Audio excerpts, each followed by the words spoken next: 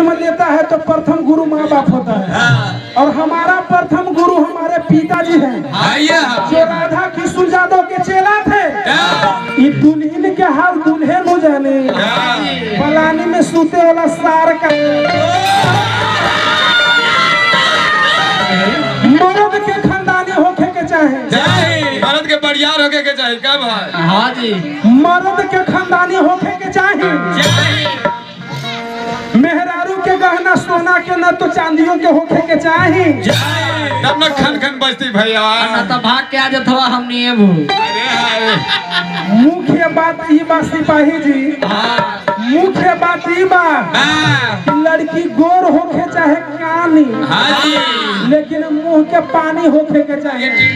बाहर ब्यास तोहर बाहर दुगोला ए मलिकार इसने ब्यास से उब जाई है जोला का करू हो हम लड़के दुगोला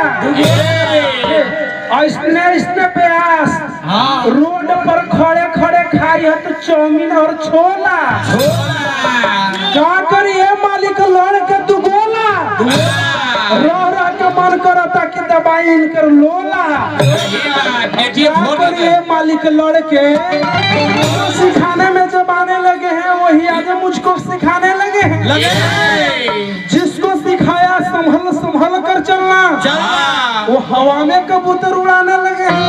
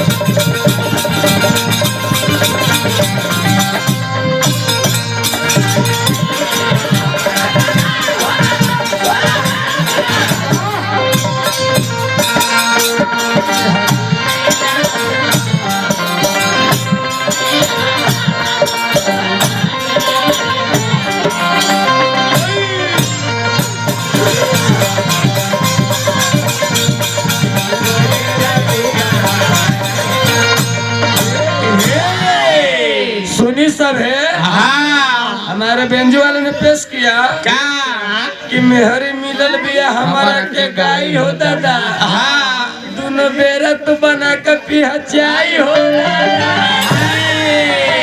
अरे हमरो मिली हो तारा तो कॉफी मिली तो रे तोरा के कॉफी मिली का दिया के कि गरम कर जिया वाह वाह वाह वाह जमाइला बे जमाइला खूब भवानवा में छोड़ के गइल लोधिया। अरे लोधिया रे बहुत सुंदर बहुत अच्छा हमरा जाननीय माननीय आदरणीय सराहनीय स्वर्गीय स्वर्गीय मर के गीत गाओ नहीं से स्वर्गीय कोई चाचा जी खराब वर्ड न हो ना जहाँ शुभ कार्य होखेला उस स्वर्गीय जगह होखेला नरकीय ही व्यास के मत कही जिनको पढ़ाने में सिखाने में जब आने लगे हैं वही आज मुझको सिखाने लगे हैं वो हवा में कबूतर उड़ाने लगे हैं। अभी दौड़ा ब्यास, अभी दौड़ा, अभी पेड़ पे 2-4 दाने नहीं अभी पेड़ पर 2-4 दाने भी नहीं लगे हैं, लगे हैं, और खिताबों में खत आने जाने लगे हैं। बाहर ब्यास तोहर बाहर दुगोला ए मलिकारा इसने ब्यास से उब जाई है जोला। का करू हो हम लड़के दुगोला इसने ब्यास रोड पर खड़े खड़े खाई है तो चाउमीन और छोला। क्या करिए मालिक लड़के दुगोला रह के मन करता कि दबाई इनकर लोला। क्या करिए मालिक लड़के इसने ब्यास के नेटी के न सूर के कुछो नहीं पाता। सूर के न लूर के निहरल चले था हमारे यहाँ। सम के न सूर के कुछो नहीं पाता। हई देखो उगल बा बरसाती गोबर छाता। नचनिया हवा से क्या भाई है? इसको नाम है अमरेश यादव और कि अपना आप से बड़ाई कर रहे हैं मगध किंग अमरेश यादव। सुदर्शन जी जो है आपका प्रोग्राम नहीं होता है, झूठ नहीं भैया जी, ज्यादा नहीं हो तो तोरा से हो तो नहीं है। राहुल गुरु अरविंद अभियंता जी हैं, उनको संग में मेरा भी प्रोग्राम के बाद चल रहा है। तोरा से तो कनाडा के भगा दे ठोकर मारे। और 1 सप्ताह के अंदर में वह प्रोग्राम सेट होगा और आपको फोन कर कर हम बोलेंगे। तोरा ले चल बड़ा चप्पलवा टांगे लगी, तू चली हम नहीं जरूर ना लौंडा रंग कहल गइल बा राजू भाई गवैया से सुनवैया तेज होके ले दर्शक भैया। प्रसंग भी जितना ही गाए हैं, हाँ जी, सब झूठ है, एक गलत गाए हैं, एक भी सही गाया हुआ नहीं है। श्रोता समाज के बीच में कहते हैं ए ब्याजी सुना, खैला पर गाल के पता चल जाला, चली जाला, नहैला पर बाल के पता चल जाला, चली जाला, और पत्थर पर चावल गिरते हो काट।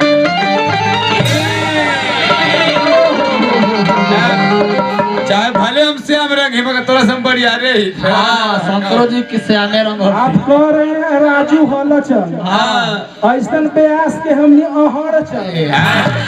ई हाथ कहिया से हो हल चल ना अहर चल। देखियो तो कहिए कि पहले हमको दीनानाथ भाई कह दिए कि ब्यास जी आपका भाई ही जा रहे हैं आज राजू हलचल जी। ये हलचल है, क्या मिला लेना है ये बताइए। अरे इनका सर्टिफिकेट दिखाओ तो ये हलचल है, मार के कनो पड़का दे कहल गइल बा मालिक कि काजर कल्ला के मोल लइखे आंख मटकौला के मोल ह, और चुनरी पहनला के मोल लइखे झमकौला के मोल ह। वही ना देखो तो हमारे शीशा लगावा है, देखो हाँ इनको से चीज ले बका नहीं अंधेरिया में लोग जाता हुआ कि इन्हें खा वही ना दीनानाथ भाई, मर्द के खानदानी होके के चाहे, मर्द के बड़ियार होके के चाहे क्या भाई? हाँ जी, मर्द के खानदानी होके के चाहे, मेहरारू के गहना सोना के न तो चांदियों के होके के चाहे, तब न खन खन बजती भैया, ना तो भाग के आ जाता हमनी एबू।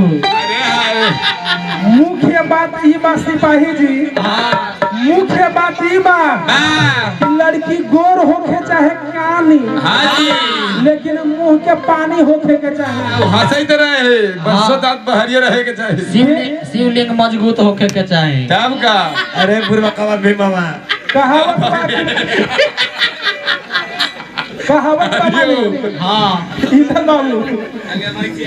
कहावत बा कि वेद शास्त्र के हाल होशियार जानी, अरे वेद शास्त्र के हाल होशियार जानी, गंवार का जानी,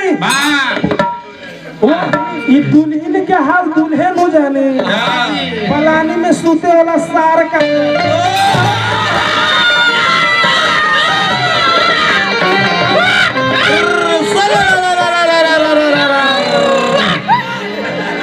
अरे लड़का के हाल गुड़ीवे न जरे थे कि